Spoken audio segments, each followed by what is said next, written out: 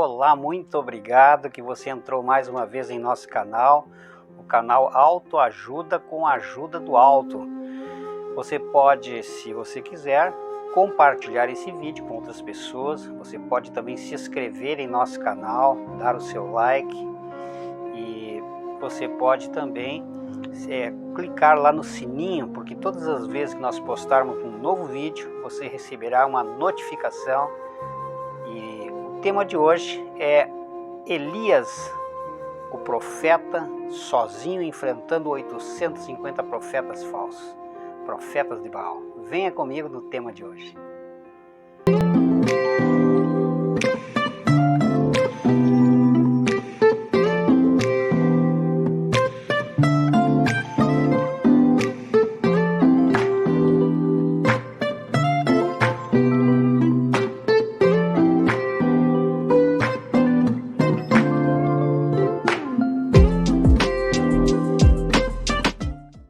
O povo judeu, desde a sua origem, sempre foi um povo que viveu claudicando na fé, sempre manquejando na confiança em Deus, sempre viveu entre vales e montanhas. Ora estavam sobre a montanha, ou seja, firmes ao lado de Deus, e outras vezes estavam no vale, ou seja, longe de Deus. Nos dias do profeta Elias não foi diferente.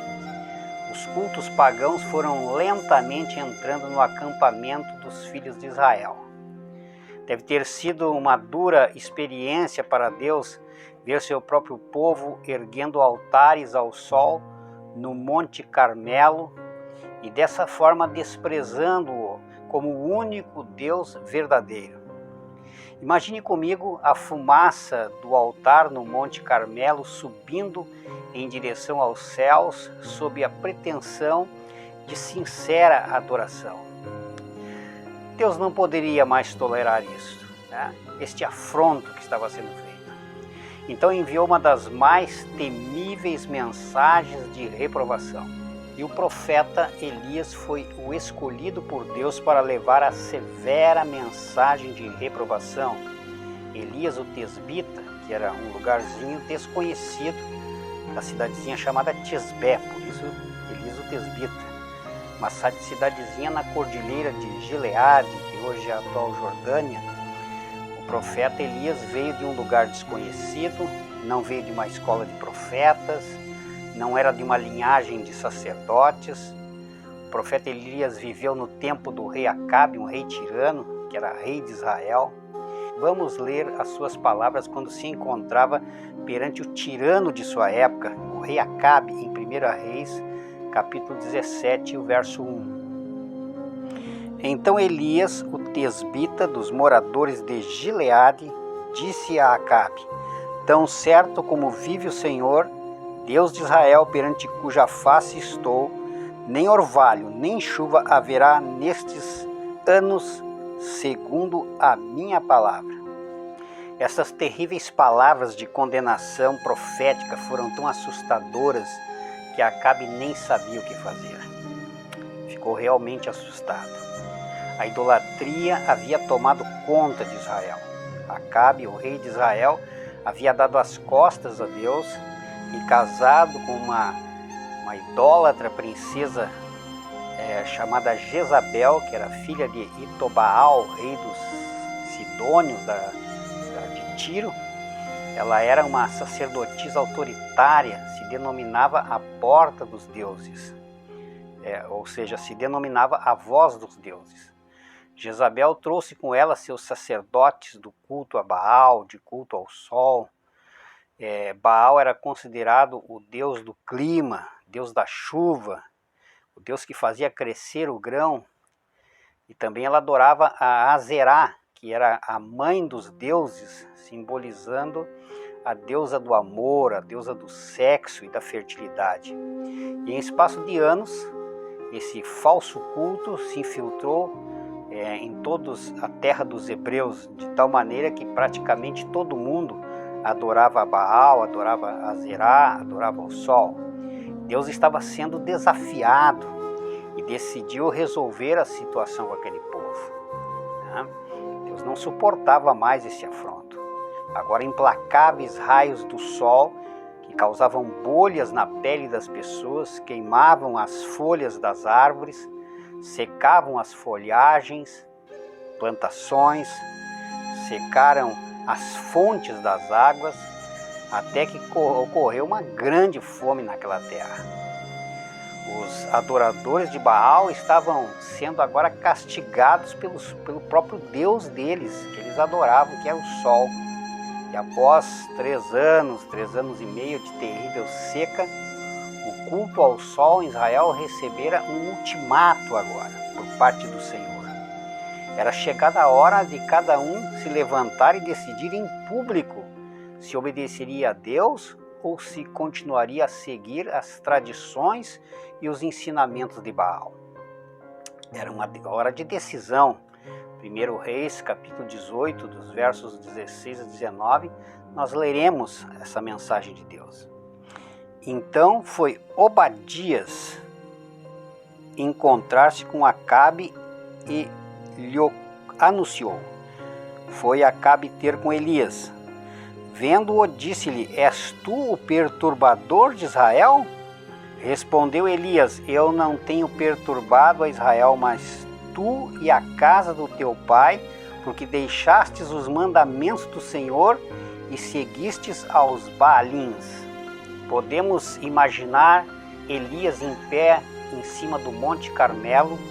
De um lado haviam 850 profetas de Baal, do outro lado estava Elias com a verdade de Deus, apenas um homem junto com seu Deus. 1 Reis 18, verso 21.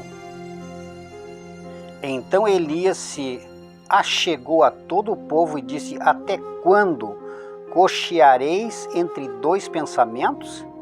Se o Senhor é Deus, segui-o; se é Baal, segui-o. Porém o povo nada lhe respondeu. Então a pergunta de Elias foi clara: até quando estareis cocheando? Uma pessoa coxa é uma pessoa manca, né? Então cocheando de um lado, hora de outro. Ora estavam seguindo a Baal, ora estavam seguindo ao Deus verdadeiro. Ora estavam seguindo ao Deus verdadeiro, ora estavam seguindo a Azerá. Né? Esta era a proposta de Elias. Até quando vocês vão ficar nessa situação? Querendo adorar 2 deuses ao mesmo tempo. Deus não poderia aceitar isso. E essa mensagem é para nós também. Teremos que decidir de que lado ficaremos. Ao lado do Deus verdadeiro ou nos dobraremos a outros deuses falsos? Do que você está se apegando, meu amigo?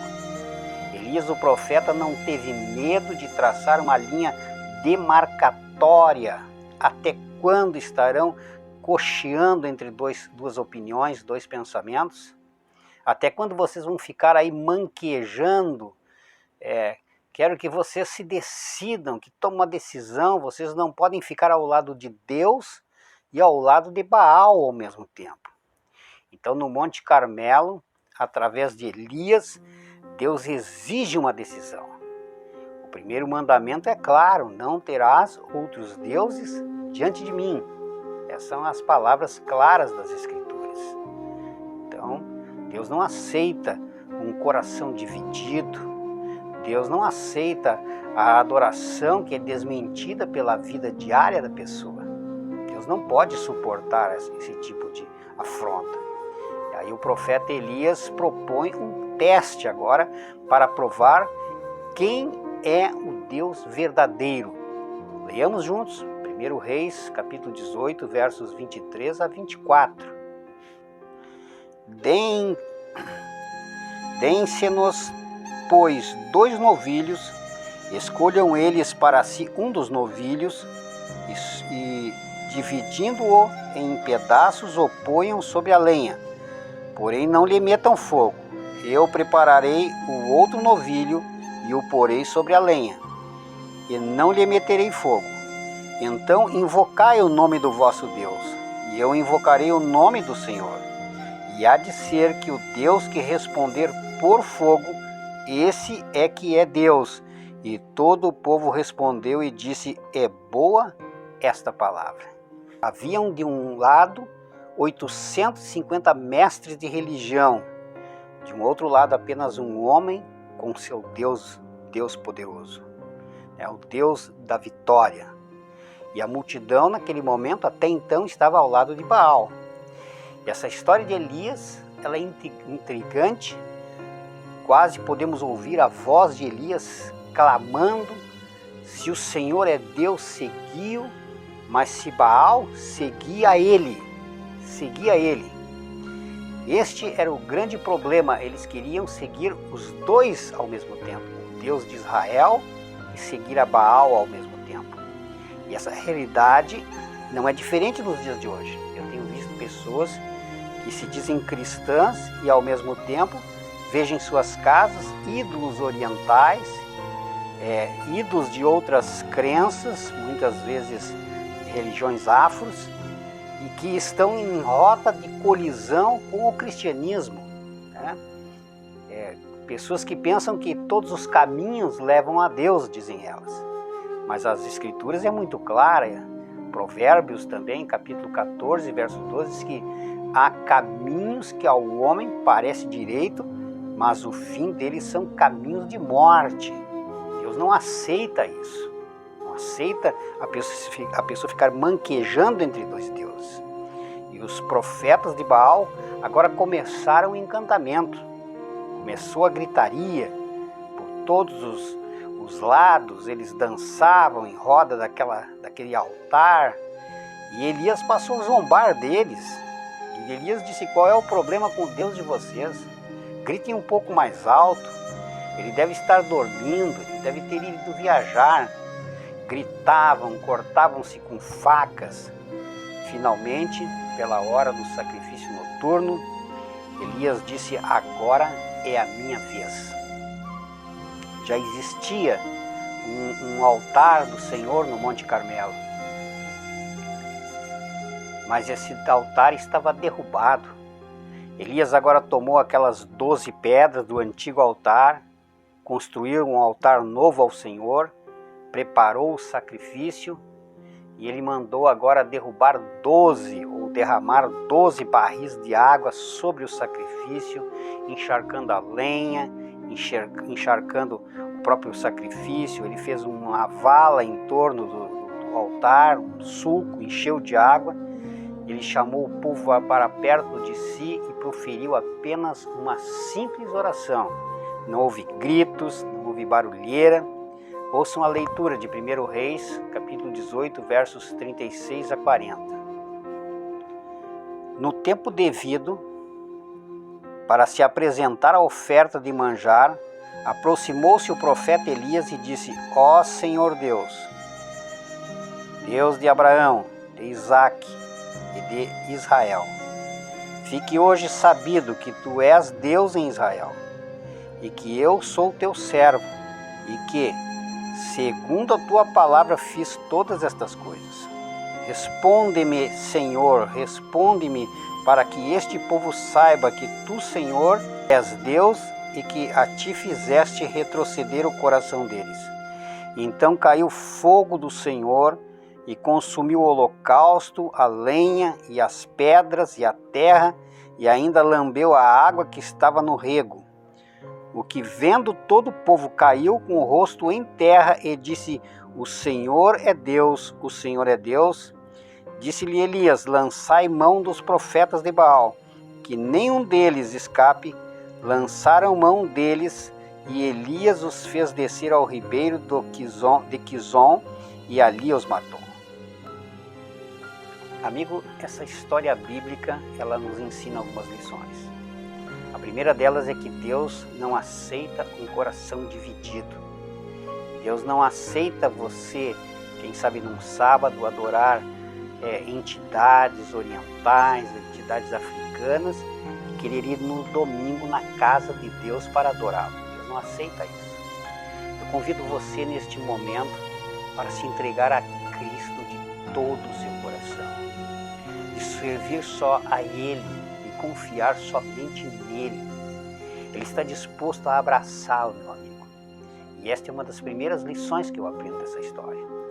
A segunda lição é que já havia um altar a Deus caído no Monte Carmelo, um altar abandonado, um altar em ruínas. E este altar pode representar a tua vida.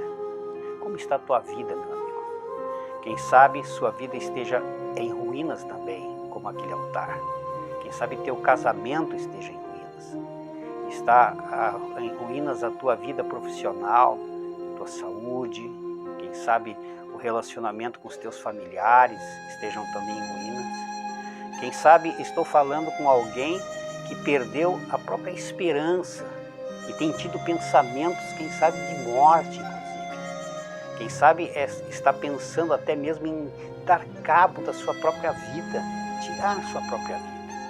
Mas eu quero te dizer, meu amigo, minha amiga, que Deus quer restaurar o altar da tua vida. O Senhor quer reconstruir a tua vida novamente, se você permitir, né? Dê uma chance para Ele. Assim como ocorreu um milagre lá no Monte Carmelo, Deus vai fazer um milagre em tua vida, se você assim o permitir, né? Se derrame na presença de Deus, na presença de Cristo.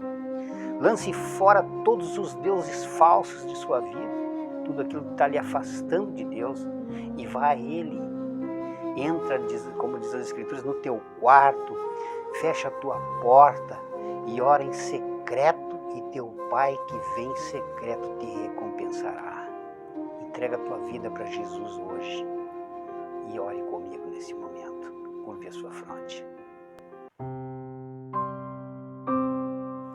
Senhor meu Deus e meu Pai, Tu, Senhor, que sondas os corações, conheces o recôndito do coração humano, conheces o nosso deitar e o nosso levantar, nada é secreto aos Teus olhos, Senhor. Ó, meu Deus, eu oro por esta pessoa que encontra-se desanimada, esta vida que, a semelhança do altar que estava em ruínas no Monte Carmelo, está com sua vida em ruína. Ela não tem prosperado, meu Senhor. Parece que tudo que ela coloca a mão vira em uma derrota. Ela se encontra em depressão, desanimada. Ela tem tido pensamentos de morte. Mas, meu Deus, assim como Elias reconstruiu o altar em ruínas no Monte Carmelo, que o Senhor também reconstrua esta vida. Derrube todas as muralhas que estão diante dela, liberte ela de todo o cativeiro. Que as portas que estão trancadas sejam abertas. Dê a ela novamente a alegria da salvação. Tire todo o medo, toda a ansiedade, restaure esta vida, transforme seu coração. Que ela se dedique somente a Ti, que ela lance fora todos os deuses estranhos. Como disse Jesus, não há como servir a dois senhores. Esta pessoa que foi em busca de outros deuses, deuses estranhos, a traga de volta para os Teus braços, Senhor. Entrego todos os que oram comigo nesta hora, no nome de Cristo, desde agora e para sempre. Amém.